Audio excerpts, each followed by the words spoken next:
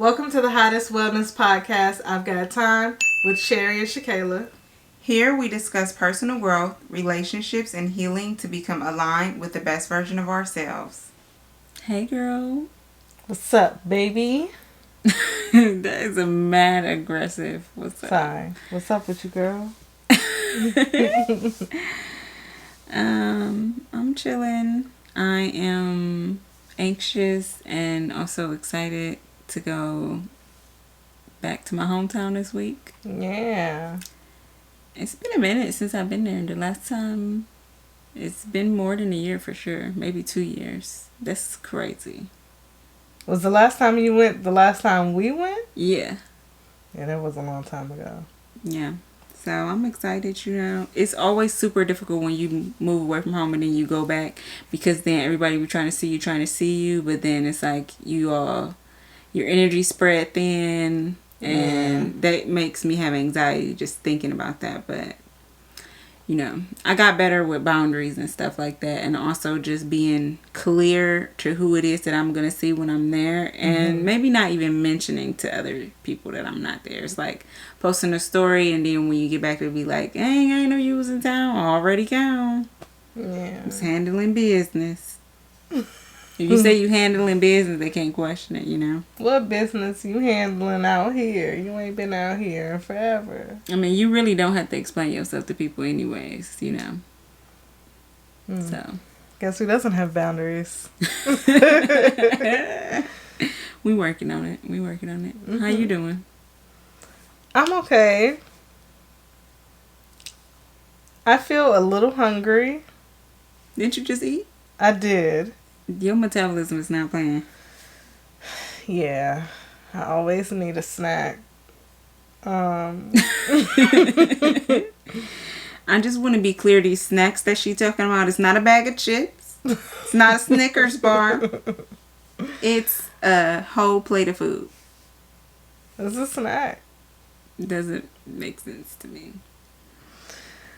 I feel good though. I feel excited for you. This is like, it's a moment, I'm glad you're excited for me. I know how you really felt about it. What you mean? This like kind of off topic, but not. But we was just watching like Love and Marriage DC, and when you watch like those shows about marriage or relationship shows, it make you reflect on your own behaviors in a relationship. You know what I'm saying? And I was thinking, I don't really ask for permission for stuff. Am I like those husbands? Am I just doing what I want all willy-nilly? And then telling you about it afterwards? I do that. You do. Do it bother you? I guess it depends on what it is. I'm not buying a gym behind your back or anything. Yeah, that would be crazy. I'm not like making major purchases or nothing, but yeah. How does it make you feel? You just like... It depends on what it is. I think it just be stressing me out sometimes. Like, yeah. Dang, why haven't you said that? Because what I'm going to do? Communicate. You have to communicate what's happening or if it's bothering you. Like, people do not be aware, I feel you. I don't know. I don't like presenting things that I don't have a solution for. Because then I understand bringing it up, but at the same time, what's the point of bringing it up? The point of bringing it up is to have a conversation, to communicate your needs, or if you have an issue somewhere. And, so that we can move forward in a healthy direction, so we can make better practices in our relationship. Like, you have to communicate what's going on, or if you feel some type of way, even if it's very small and insignificant, yeah, please do that, because that's crazy.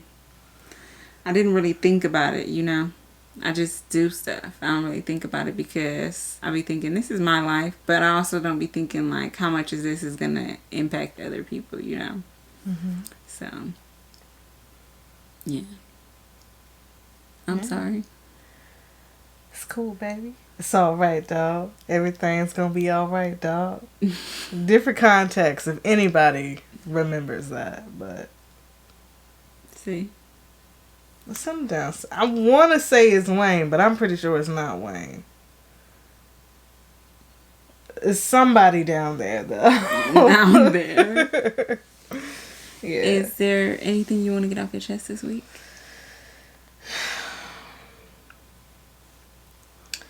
Just real quick.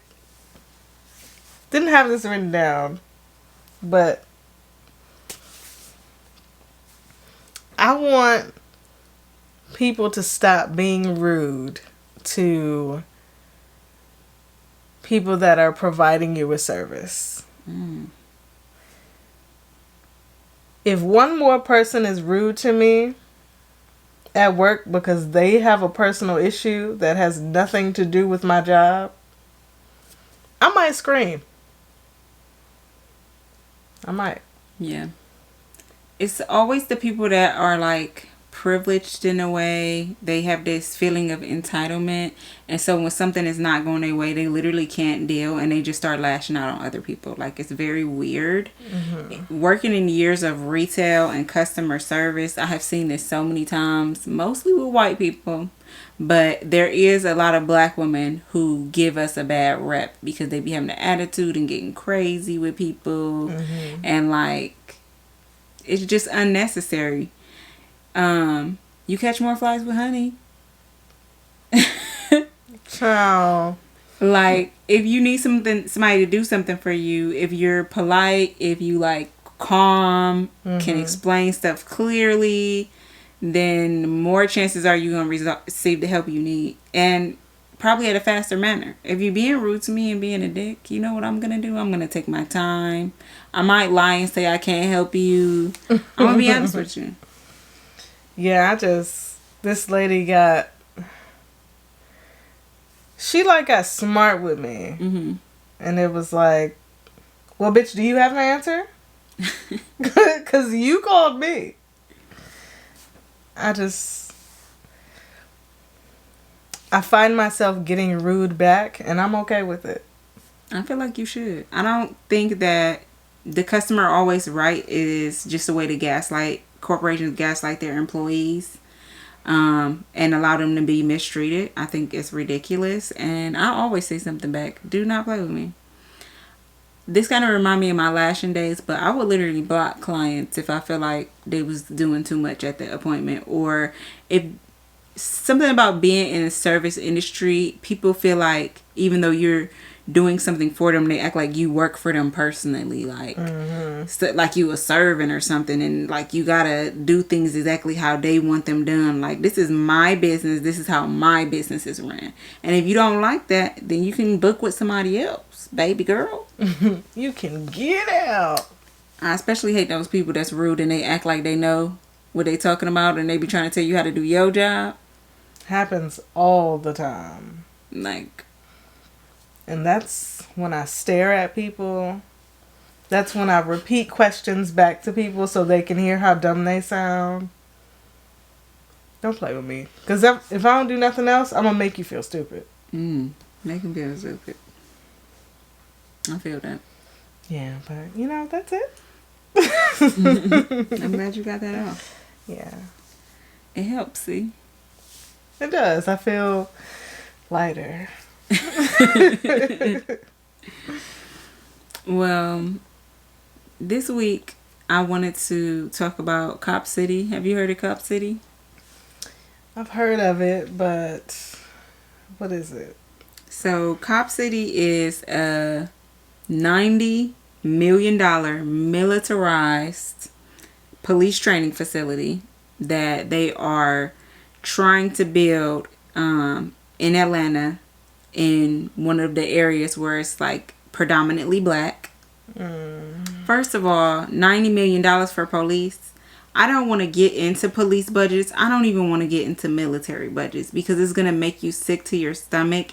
It's going to make you start getting pissed the fuck off that we have so many limited resources in our community, but they put so much of our tax dollars into the police.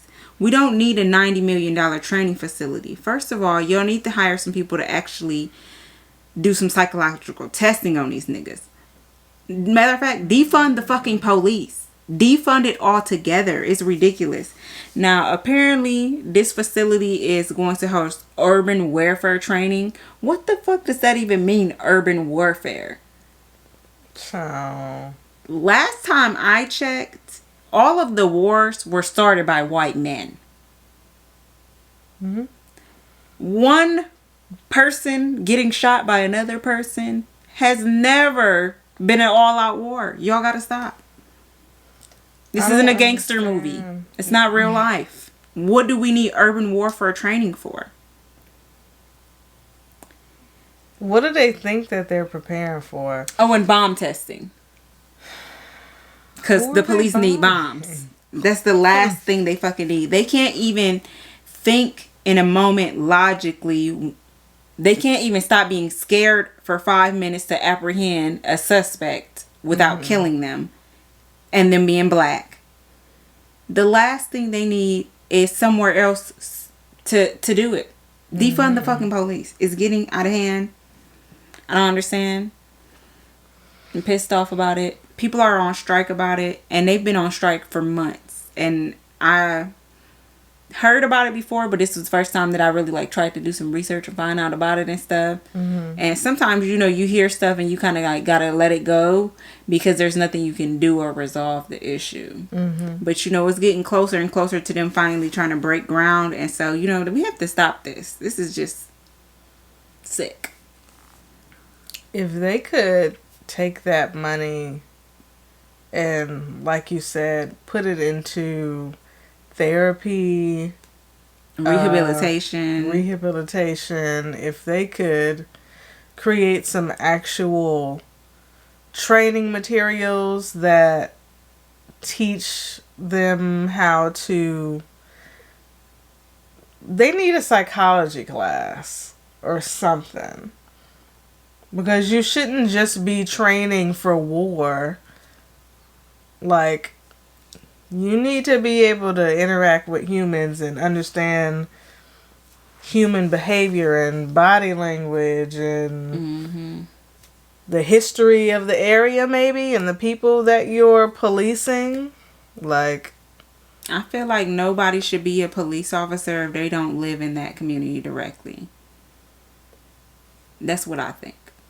I think that if we're going to have police officers, they need to come out of that community. They need to be the ones paying taxes into that community. I feel like we get that a lot where somebody will be living in a whole nother town and then they come in to be a police over here bringing that racist shit to the blackest areas and stuff, and it's just fucking ridiculous.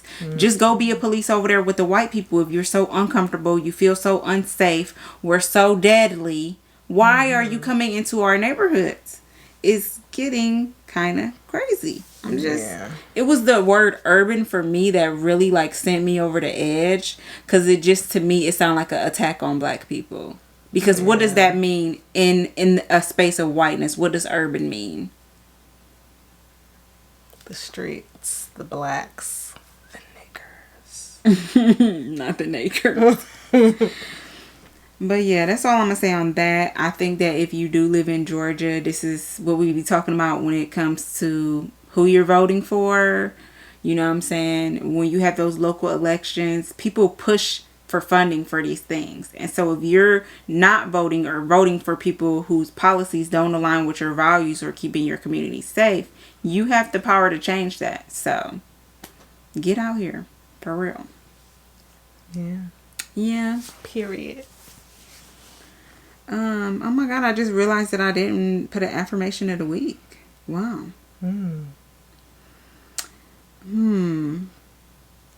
Let's see. What is this week's affirmation? This week's affirmation is, I am safe in my feelings.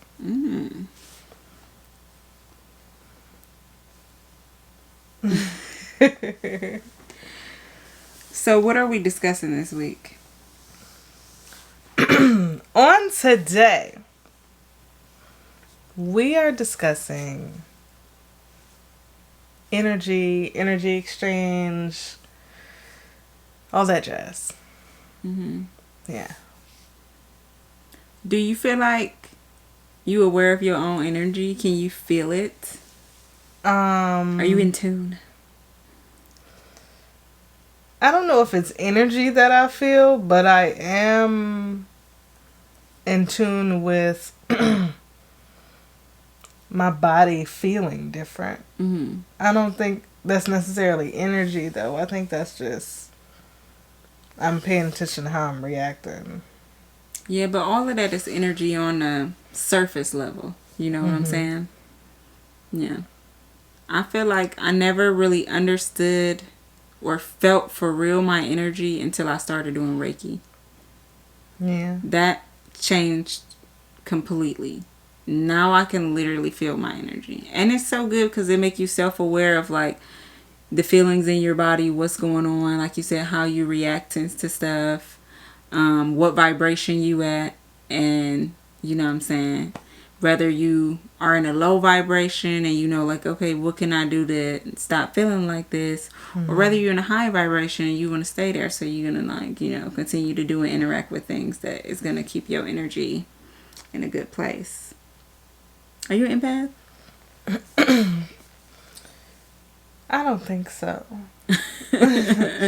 You know, I feel like empath is one of those things that recently it's just thrown around a lot. Yeah. And everybody's saying, oh, I'm an empath. No. It's like, people confuse empath with introvert, like, or they use the two interchangingly, which they are not the same at all. Sure, you can be an introvert and an empath, you know what I'm saying, but it doesn't mean that. Yeah. Just because you prefer to be inside. Okay, why do you prefer to be inside? Do you just like time with yourself alone? Do crowds make you anxious?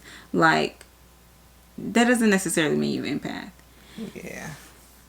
Empath is like really being able to feel your energy, feel the energy of others, the vibration of the environment that you're in, and then feeling that so deeply that it impacts you. Okay, so like say if I go to a concert and then like I can feel the vibe of the people around me, you know what I'm saying?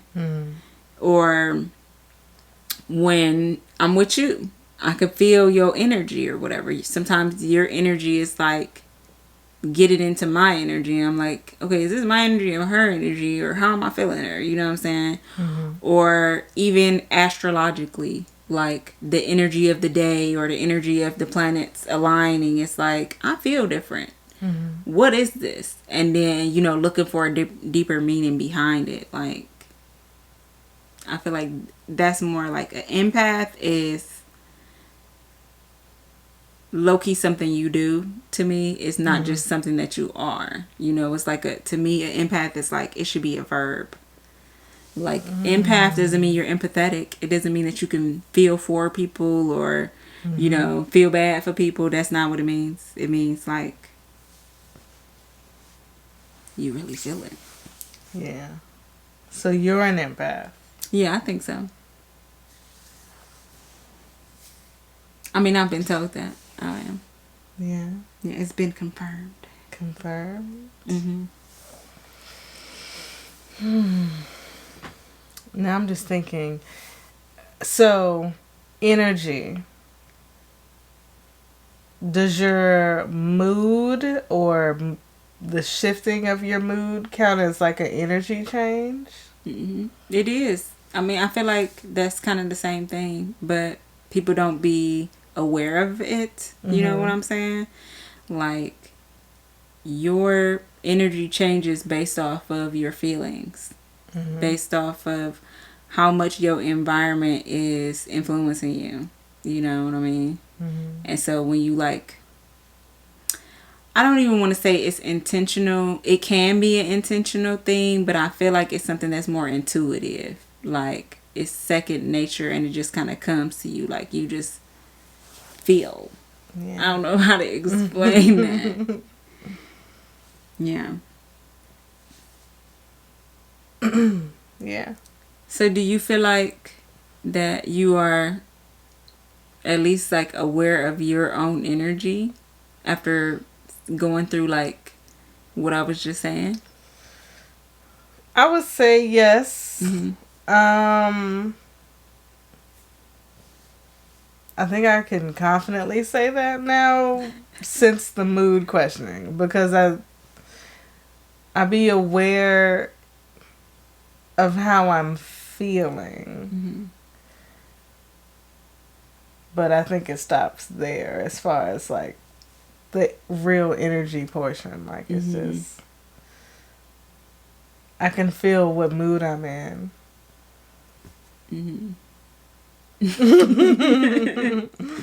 That's where it's at. Yeah.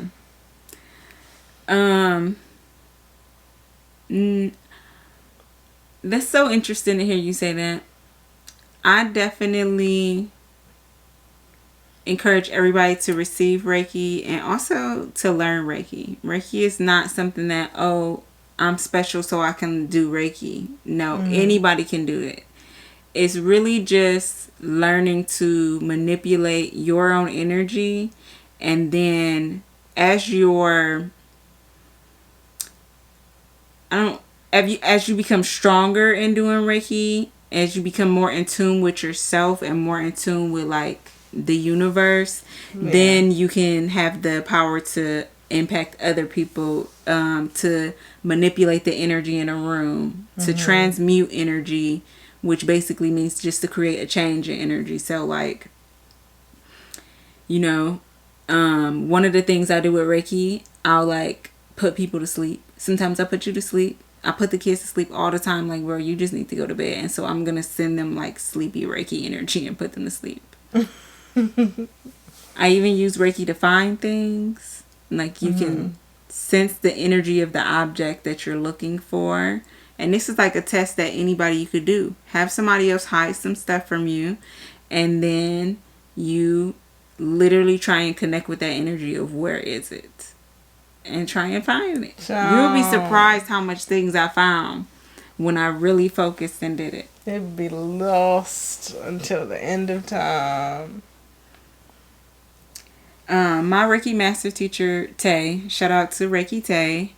She was telling me about this story one time and how she had like locked her keys in her car, or she had lost her key. Yes, she lost the key and she couldn't get in her car. And she said it was like hot as hell outside. She was like crossing the main street or something. So she felt like that's where she had lost the key. She was so pissed off. She was searching for hours for the key and basically not stranded because she was in a safe area, but you know, stranded in the sense that she couldn't go nowhere. And she's like calling her homegirl, like pissed off, venting. And her friend is like, Tay, are you dead ass? And she's like, you literally could use Reiki and find this. And she was like, what the fuck? Like, it just wasn't second nature to her yet. And she said as immediately when she used Reiki, she fucking found the key. It was like, she fucking found it. That's crazy. It's crazy to think that, like, objects have energy. Oh, and they like, do. Strong enough for you to do that. Everything carries energy. It's almost like a heartbeat or a pulse. Like, everything. Every inanimate object, every animal, living creature, whatever you want to call it, is all, you know, doing something. So I really wanted to focus more on like energy exchange and like, I guess what that means and how to be aware of it. Do you feel like you be exchanging energy with people? I think so, yeah. Yeah. I feel like there's an energy exchange anytime you're being intimate.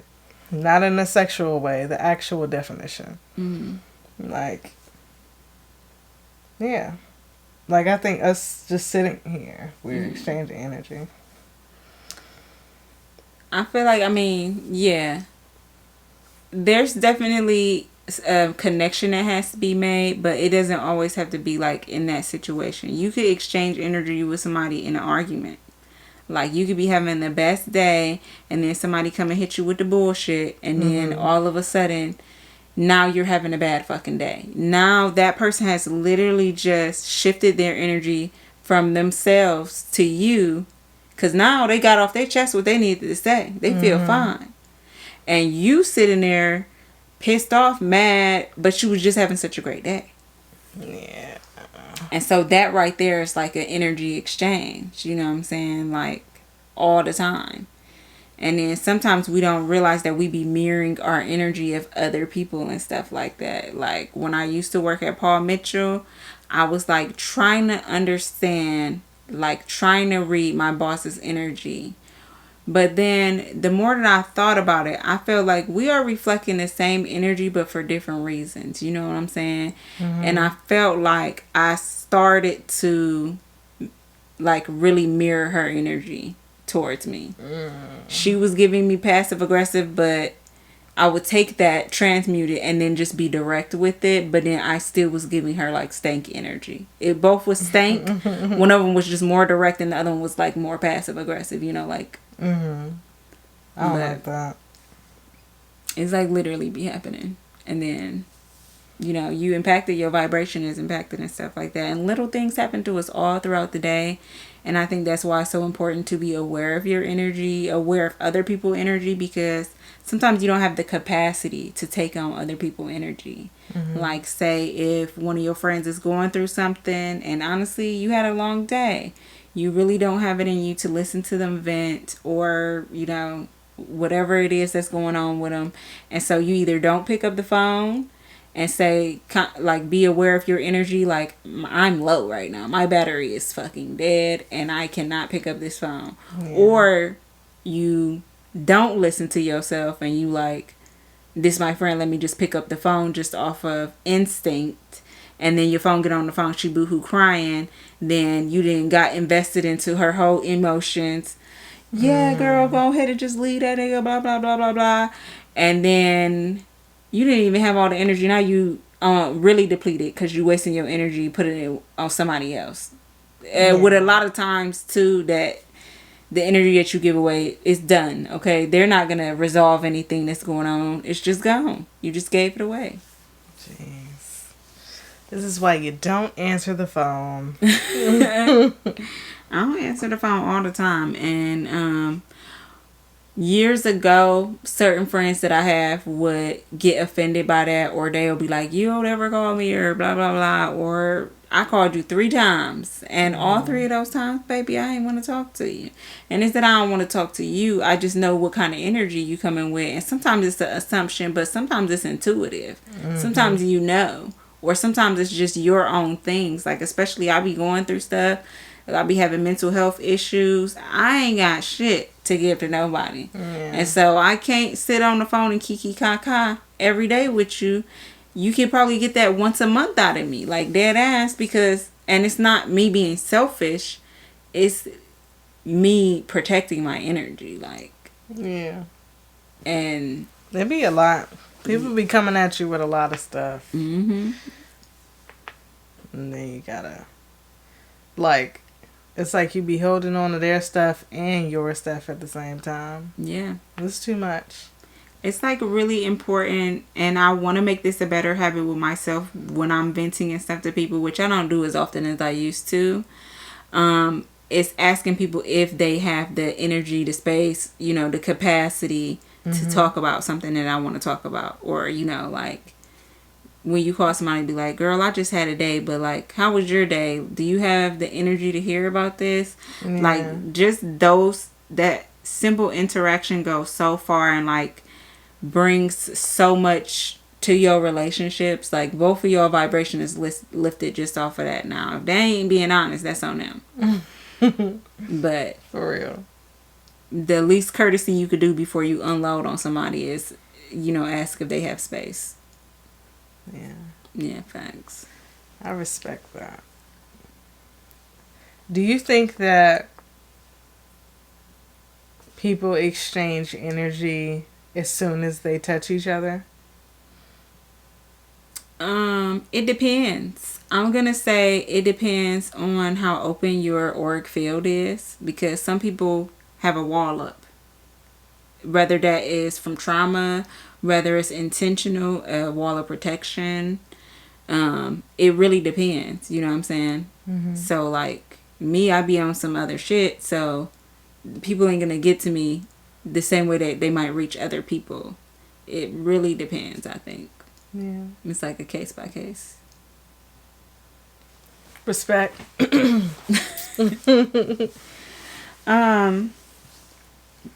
Do you think about like the different types of energy exchanges? Like now that we having this conversation, can you think in your head like, oh my God, I was exchanging energy today with this person, that person, that person, and they're like in the different, I guess, ways that comes in our life, like how it is that we exchanging? Like friendly energy or like...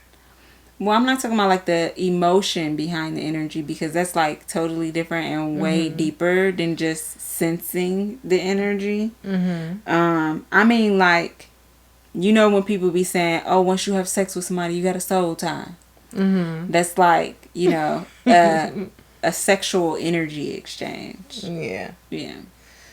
Yeah, I don't know the different types. I've heard that. You heard people say a million times. I feel like people be knowing, but they don't realize, like, I guess what each actual action is. Like in reality, like, oh, I'm exchanging energy. It's something that you have to put into practice to be more conscious of, like, your own energy and other people's energy and stuff like that. Like, and then there's like physical exchanges, which could be like, if I gave you Reiki, you know what I'm saying? I'm in your energy while I'm giving you Reiki, and I'm giving you energy which is not necessarily my energy, because when you give Reiki, you're supposed to use energy from God. You're supposed to use energy from spirit, from the universe, to heal people or whatever they need. So if I gave you Reiki, we would be having a physical energy exchange. But that could also be if you went to physical therapy, if you went to go see your doctor. You know, it's just like, to me, that's like physical contact when they say like physical, you know. And I think sexual and physical kind of like overlap each other or whatever, because at the same time, sex is a physical altercation. It's just the emotions behind it. And that's what makes it like a different type of energy exchange. Yeah. But then there's also emotional exchange, which I was talking about, like, you know, you venting to your friend and then taking on their emotions and stuff like that. And then there's spiritual energy exchange. What that mean? So we are all humans, spirits having a human experience. I want to like say it right. So at all times, our spirit, our soul is being impacted. You know what I'm saying? So we have to be kind of feeling the vibes to understand what's going on. But it's like sometimes it be spiritual manipulation or something like that. And then that's an energy exchange. Like that show we was watching, and I felt like the husbands was kind of using spirituality to manipulate their wives. Like they was having an energy exchange within that. But then also meditating is like a spiritual energy exchange. Whether you exchanging that energy with the universe, or say like if I'm hosting a meditation class, I'm giving them like a spiritual energy exchange. They're sending me energy at the same time that I'm sending them energy. Like that's very spiritual. It's just like your energy on a soul level. Like it's much deeper. You know what I'm saying? I feel like that's more like spiritual energy exchange. And then it's like my least favorite though, because I feel like it's the most thing that impacts me the most is the mental energy exchange. And it's like I'm a major overthinker, and I know for a fact sometimes my thoughts don't be mine. Like you be reading people's minds? Absolutely, I read people's minds all the time. I didn't realize how psychic I was until I started doing lashes, because although you be talking to your clients and stuff sometimes, and sometimes they just be quiet, sometimes they be sleep, but it's like a form of meditation for me. So I just be, you know, lashing, just focusing on each lasher, like, what am I doing? And then I can hear their thoughts. Like, or this happened to me all the time with the people that's closest to me. Every day I say it maybe 20 times a day to you. I knew you was going to say that before you said it. I can literally hear the thoughts. Sometimes it feels like it's my inner voice, but sometimes it's literally that person's voice. Like, I can hear it. And so, like, it's not on purpose that somebody is sending you their thoughts or anything, but it is a thing. Or even sometimes people could be thinking about you, and then you might start thinking about them, and you like, why the fuck am I thinking about this person from 5 years ago that I'm totally over? They are not over you, baby. Okay? And that's like a mental energy exchange. When you put energy into something, it has to go somewhere. Where is it going? Yikes. Yeah. Thoughts are manifestations waiting to happen. And once a thought becomes a word, sentences, then that's like even more powerful. Like, we have so much power within us. So that's why the intention and just the awareness is important, I guess, when it comes to like energy exchanges. Yeah. Yeah. Teach us, Sister Shay. You feel like I'm teaching you something? Yeah.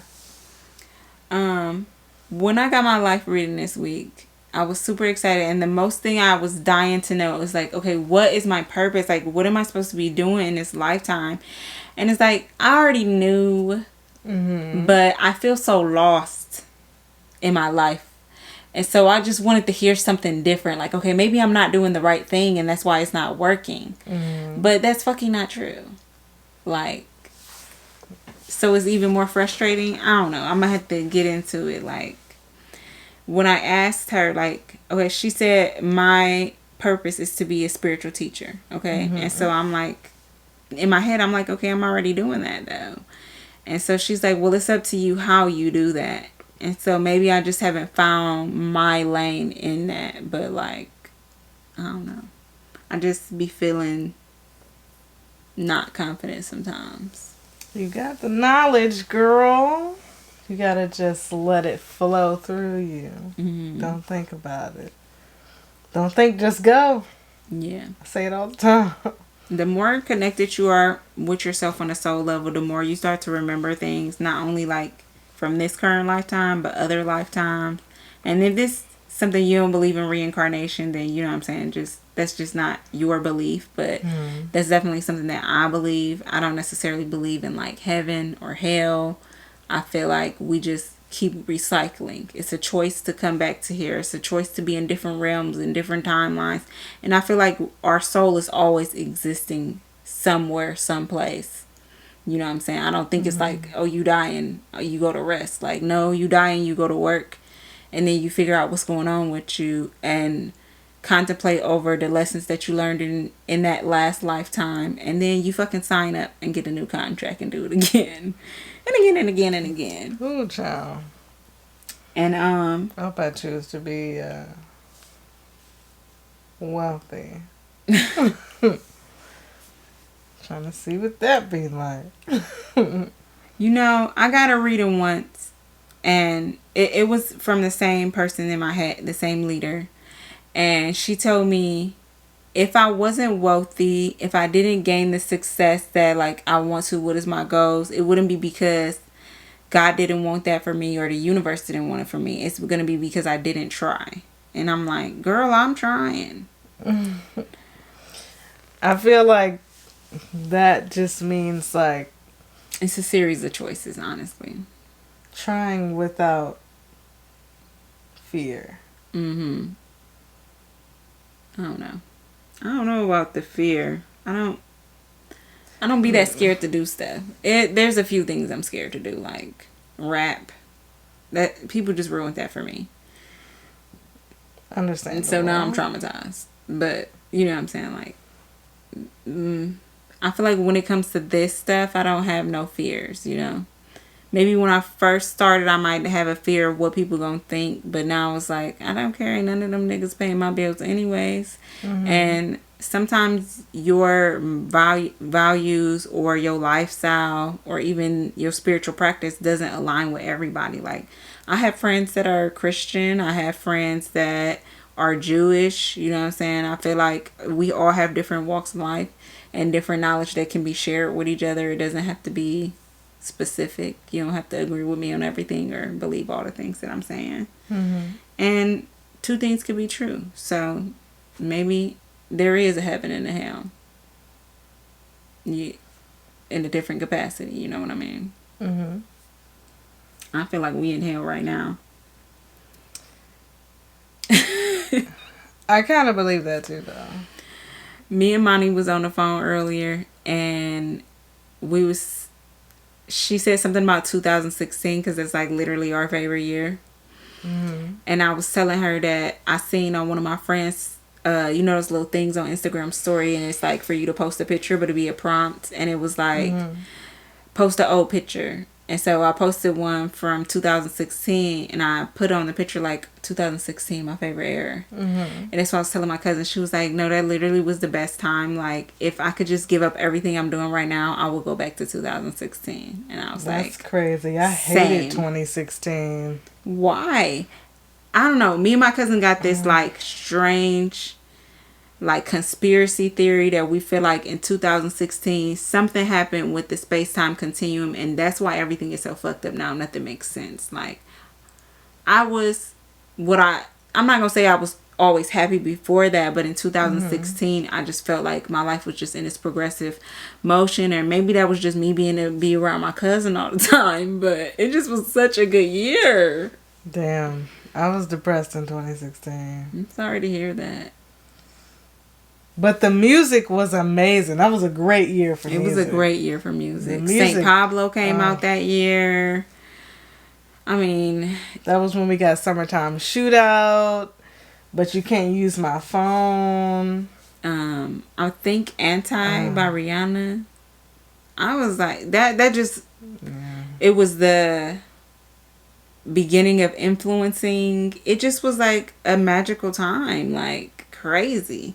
Like, to be in 2016 again, it's like before there was such thing as IG baddies. You know what I'm saying? They was just starting to get off the ground, and now these people have millions of followers, and it's like actually a job to be an influencer. Like, that was unheard of before. I don't know. I just feel like we're living in a different world now somehow. It definitely was a shift, though. What were you doing in 2016? It's always good to reflect, too, on where you was then and now, and it's like, what can I take away from that era in my life? The music. Not the music. That's hilarious. Oh, child, yeah. Well, I guess we can get into mental health matters. This week, we just kind of want to talk about protecting your energy. We kind of like barely touched on it a little bit, but I feel like for your mental health, it's very important to have some type of ritual, whether it is spiritual or mental or emotional, something that grounds you and also protects you. There's some type of practice that you need to be having regularly, whether it's prayer or affirmations, you know. I do a bunch of different things. What do you feel like, do you intentionally protect yourself? And I'm not just saying on a peace level, like protect your peace or boundaries. I'm saying like energetically protecting yourself. I think that I protect my energy by building my energy. Like making sure that I'm doing things that I know are gonna put me in a position to not be affected by what's going on outside of me. Yeah, I feel that. Yeah.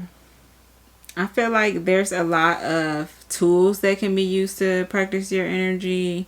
And for me personally, I feel like it shouldn't be something that you find on the internet it should be intuitive to you. Like most of my spiritual practices, I didn't find them out from another person. I didn't read it in the book. I didn't see it on social media. It's just something that came to me and I started doing it. You know what I'm saying? A ritual, or it's something I noticed that I could feel the shift in my energy after I did that. Like when I take a shower, it's like I'm rinsing off the whole day. It's like I'm just removing any energies that don't belong to me or that are not for my highest good. And I will say that, like, thank you, God, for just cleansing my energy. And then I also call my energy back to me, because I don't need anybody handling my energy, thinking about me, sending vibes my way. Just call it back every night. I just call it back like, girl, thank you. Give me that back. I'm going to need that for tomorrow. And like going to the beach and stuff, like that's why I love going to the beach, because the water is so cleansing and so protective. You know, I respect it, girl. That ocean water is something. It do something to you. I feel like it's important to cleanse, and it's important to, after you cleanse, go ahead and protect yourself. And like I said, that could just be a prayer. Like, thank you, God, for covering me. Like when I get in my car, I do a visualization. Like I visualize a bubble going around my car, and so that I'm safe. Especially if my situation ain't right. Riding dirty. Exactly. And that's like really a thing. Actually, I do that all the time. I imagine that there are like different angels just around me watching guard. Yeah. I do that a lot when I'm going to sleep. I feel like they are there. It's not like your imagination. You know what I'm saying? You should say visualize. Like, that is low-key the same thing. Like, imagining and visualize. I just feel like people use them in a different context. Like, imagination is supposed to be, like, so childish and not realistic. Yeah. But, like, yeah, for sure. I do a lot of visualization, too. I do a lot of color therapy. It's like one of my favorite things to do. It's like take notice of like which chakras in me need some aligning, and then I will meditate over that color to like bring that chakra into alignment. That's something that I do to protect my energy. And what else do I be doing? I love crystals. Oh, that's probably one of my favorite ways. Like, crystal girl. I used to be crazy about crystals. I kind of fell back a little bit. But oh my God, I used to be so into them.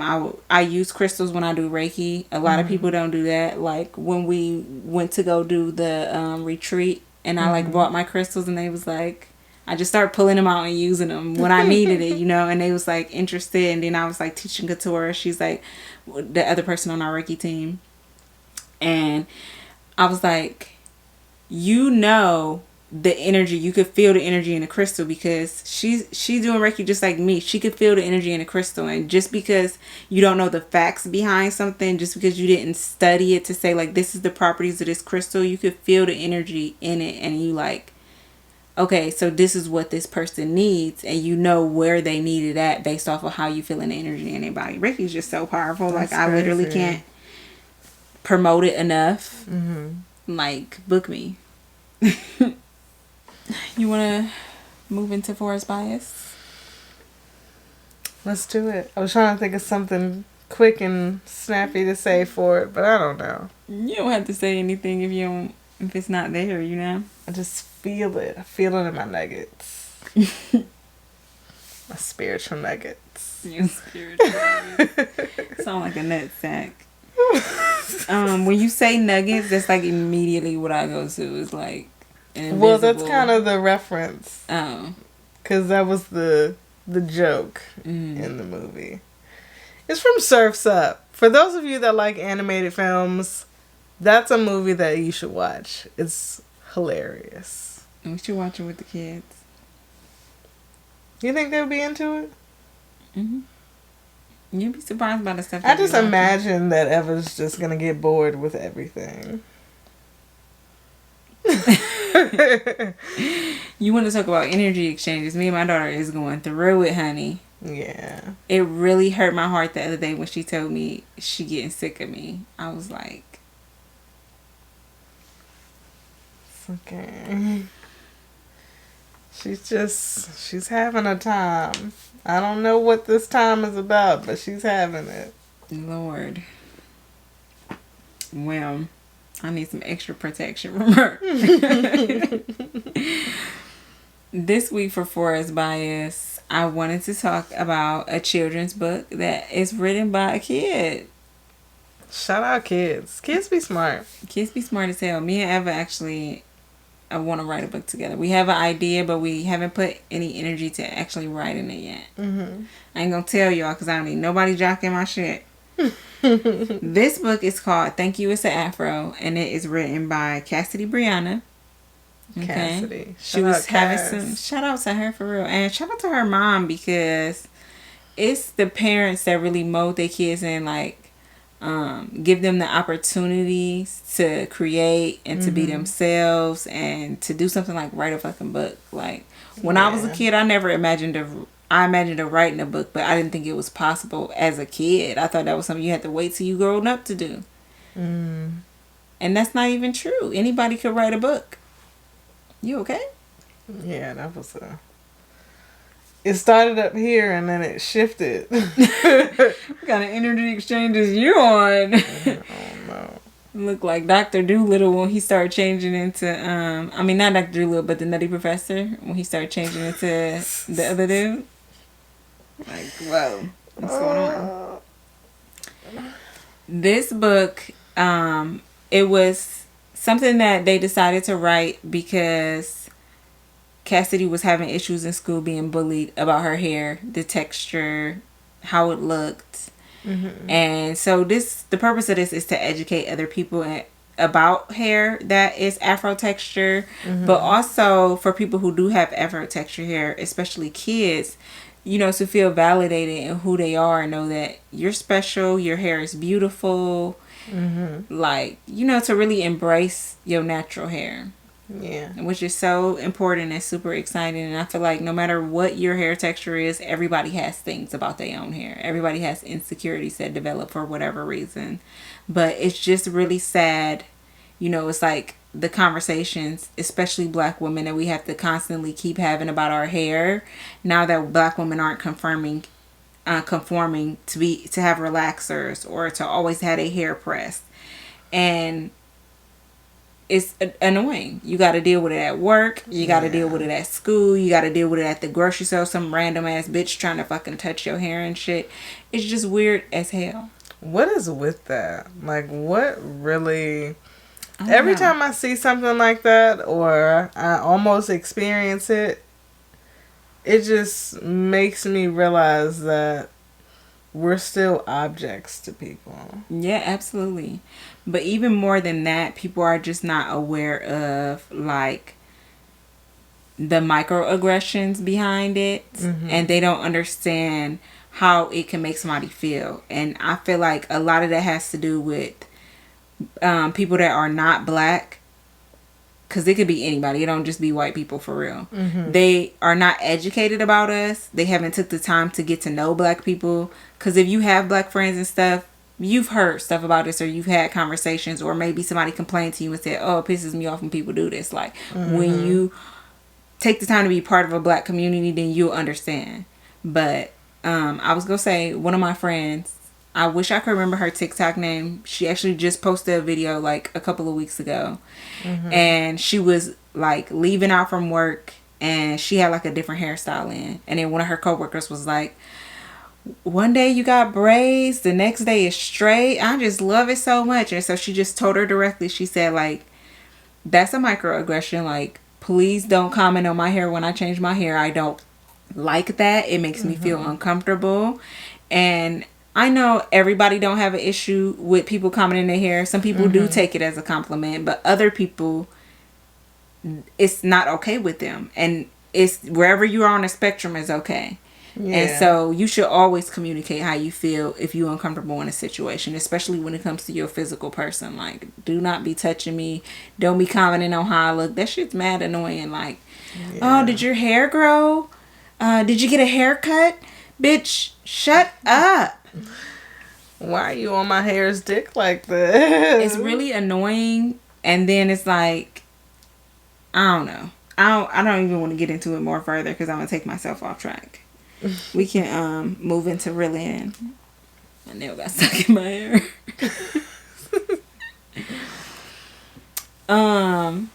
Okay, so I'm really excited to talk about this show. And I kind of want to like just touch on it a little bit so we can come back and like really get more into it a little bit. The Other Black Girl. It's on Hulu. It's really good. I can't figure out what the show is about for me. Because there's like this general, it's about being black, specifically a black woman in corporate America, and just turning it into a thriller experience. But I don't know. I feel like it's a lot of things in the show that you can pull. And I haven't figured out what I'm pulling yet. Yeah. I'm still analyzing the show. I have yet to, really process anything that I like was taken away from it, or maybe, how that affected my energy. I'm still analyzing the characters.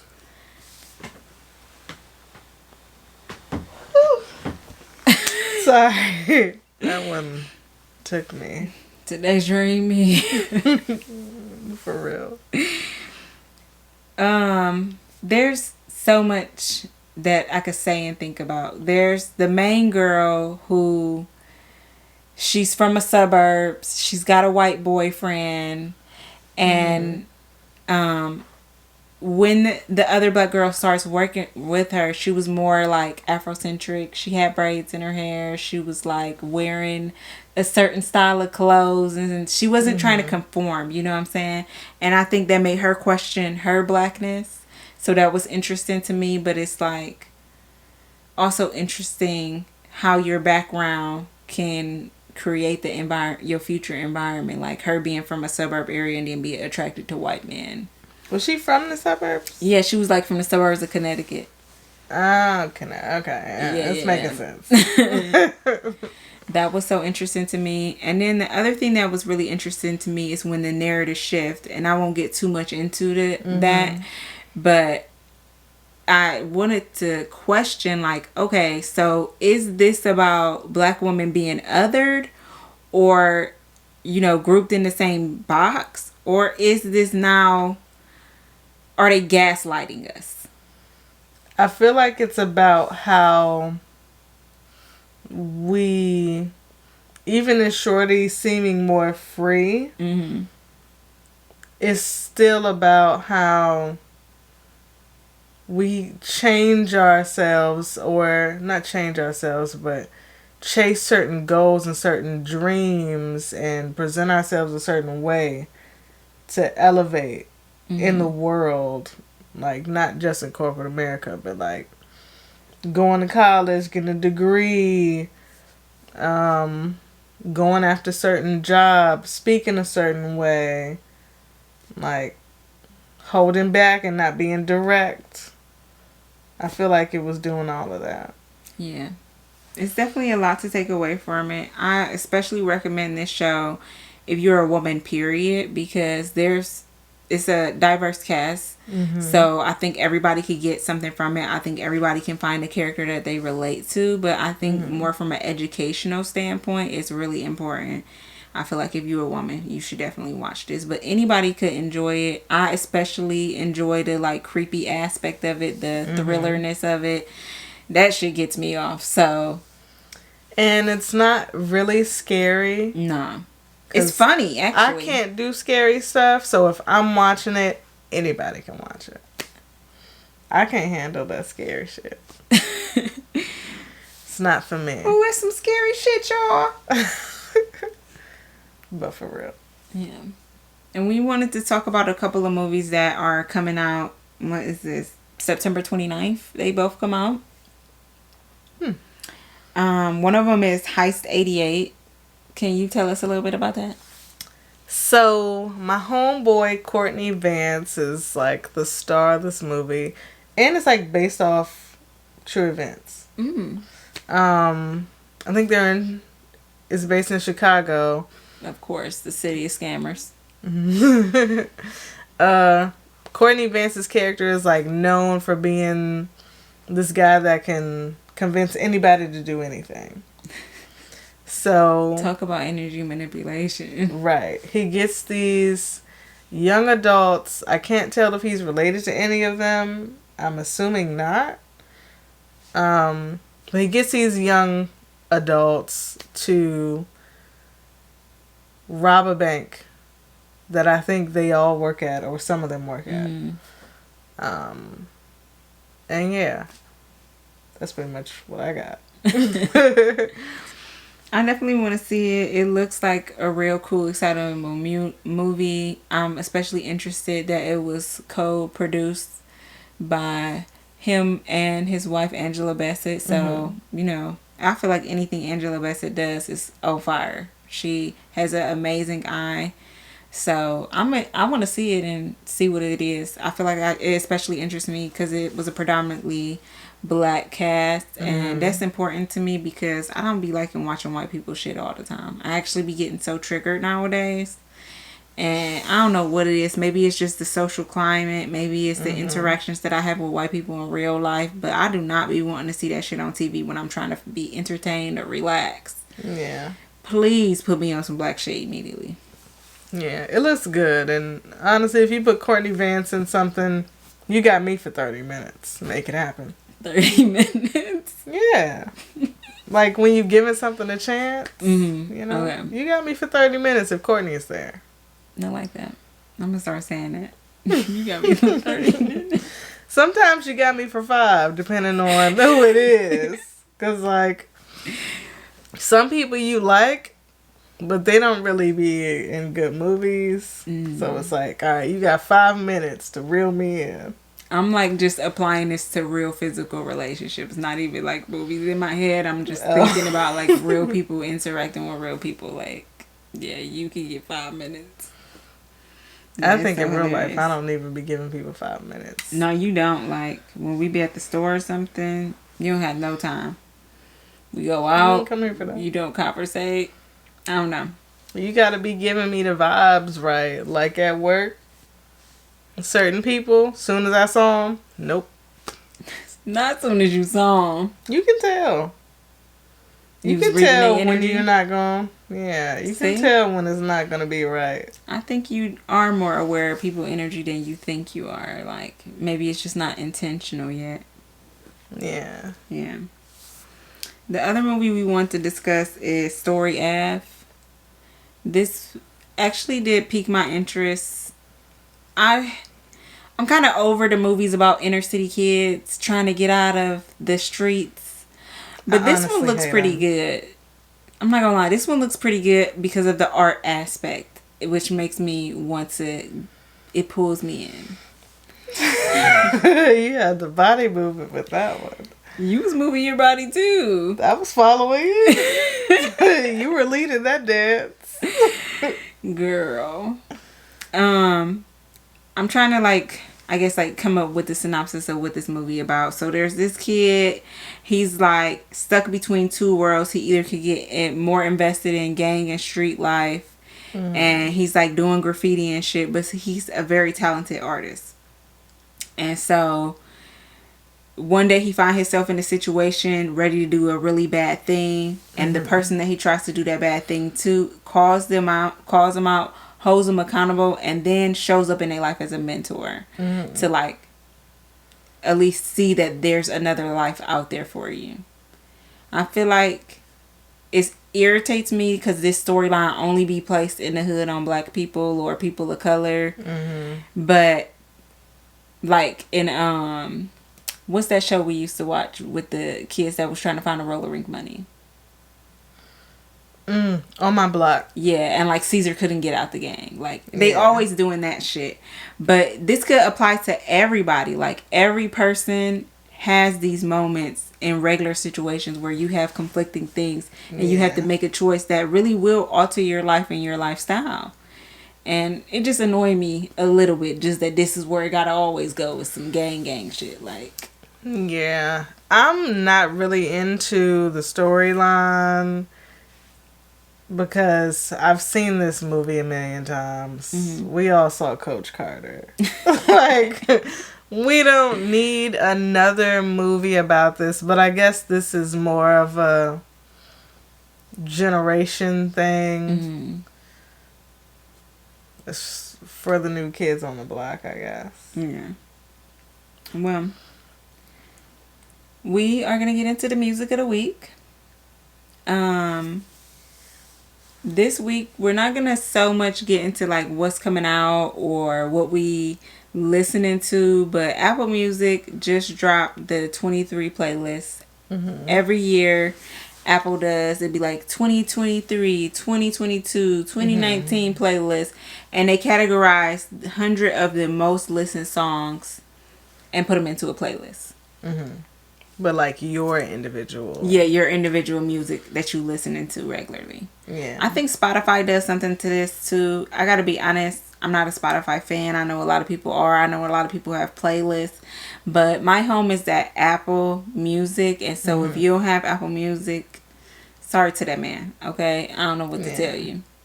I secretly want to make my way over to Spotify just because they're doing some cool things over there. But I know if they doing stuff, Apple's gonna eventually make it happen. Like, they're adding a feature, Spotify's adding a feature where you can not only share a playlist with somebody, but y'all can both edit the playlist. Can't you do that now on Apple Music? I can share a playlist with you, but you can't edit it. I can't add you on like a Pinterest board. Right. That's interesting. I think that's cool, but I also don't want to be editing playlists with people. Like, this is my playlist. Well, I like, mean, you choose who. I don't want to share a playlist with nobody. Like, that's weird. Like, why did you delete that song? You know, I just feel like that's goofy. I don't know. I don't see the value in it. I don't see the value in that. I think it's a really dope feature, especially if you have like music friends or if you want to do something cute, which I don't know anymore. We make playlists for each other all the time. That's not the problem, but it's like I put the intent behind those songs. These is the songs for the playlist. I don't need you moving them around, deleting them, fucking up the feng shui. No, I just don't get it. Okay. I think that Spotify and Apple are really similar. I think Spotify is just better at branding. Apple does not put a lot of money into marketing for like Apple Podcasts or Apple Music, because if you're an Apple user, 9 out of 10 times you're going to be using those platforms anyways. Yeah. So a lot of people, I don't know like what is the calculation on how many people might have like an Android versus how many people have an iPhone, but so many people have iPhones where they don't have to do all that extra shit. Spotify is an app, it's not a phone program, so they gotta do all that extra stuff. They gotta come in with the funky colors and the slideshows for your 2023 playlist, and you know what I'm saying. I get it, the branding's cool, it's just not for me. I don't want to have to leave my phone essentially, because like it's another app you got to download to do something that you could already do on the other app. True. I can't even move my playlist over. I got to search for the songs again on Spotify. It's too much. It all depends on what you into, what you want from your service. It's like if you decided to pay for Tidal. Like people go to different places for different things. Tidal offers different information and features over there too. So yeah. And I feel like different record labels and stuff have different footings in with different platforms and stuff like that. So that makes a huge difference based off like Apple Music could be like working with Meg Thee Stallion, and like Spotify be working with Drake, you know. But Drake's done stuff with Apple Music too. So it just really depends. I really want to talk about our individual playlists. First, what's on your top 3?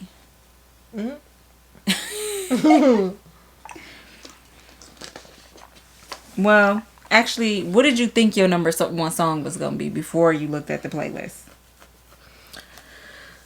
I honestly didn't know because I didn't know how far back it was going. Even though it clearly says 23.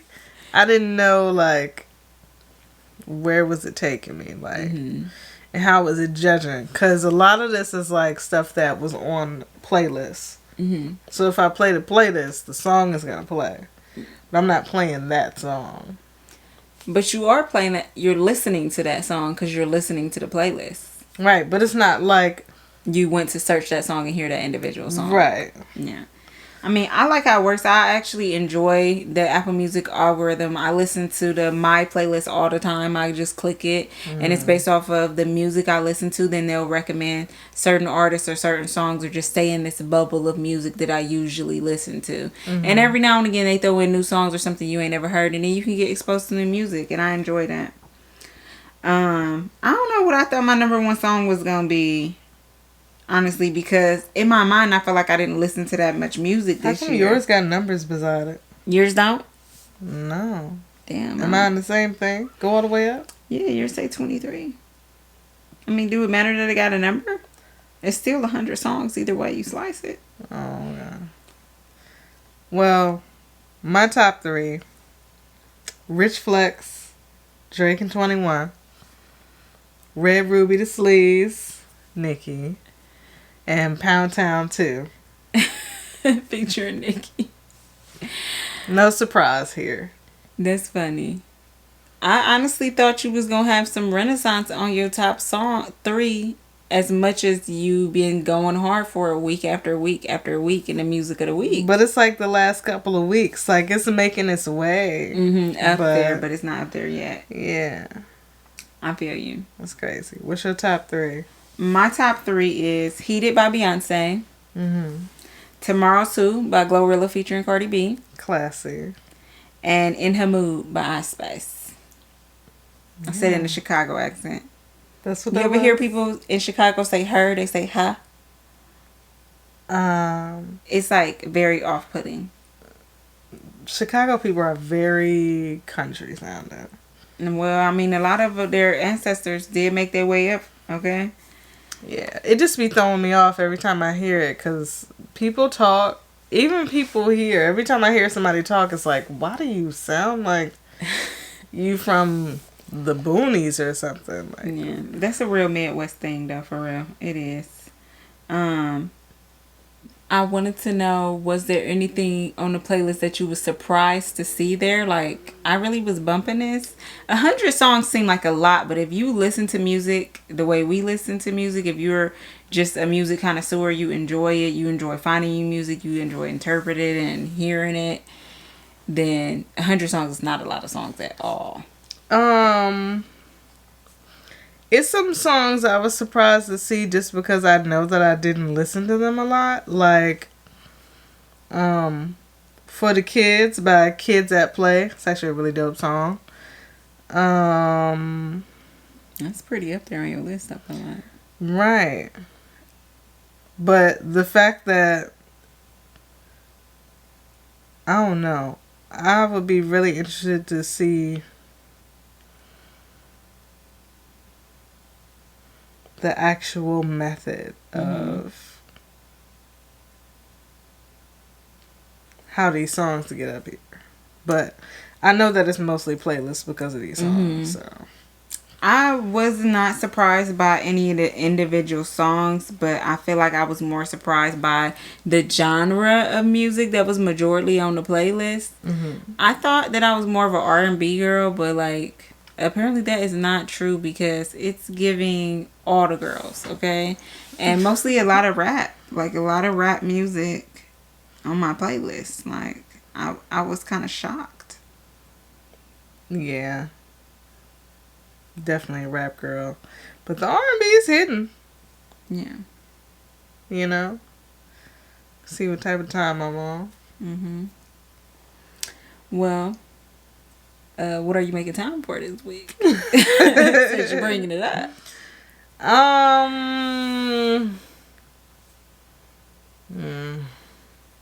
Not doing too much, but doing just enough. Not just enough. doing what's actually gonna get me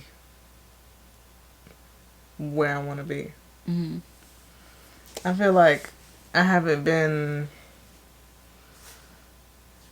actively putting action to certain things. Same. I definitely want to spend this week reflecting and planning. Mm-hmm. Excuse me. I don't know why I'm having an empty burp. I'm probably hungry. I want to, like, I don't know, like, really try and figure out what it is that I'm trying to do or whatever, you know what I'm saying? And make a plan for it. Because otherwise, I just in this circle of nonstop overthinking, which turns into stress, you know what I'm saying? Mm-hmm. And so I really just want to, like, take some time to process, okay, what could I do and, you know, to get me where I want to be right now? Like, essentially kind of what you're saying, but Yeah. I really want to put a plan in place, like take some Living action. Our dreams. It's not as hard as it may seem. Gotta work to get green. It's a little hard. Yeah, it's challenging. There will be challenges.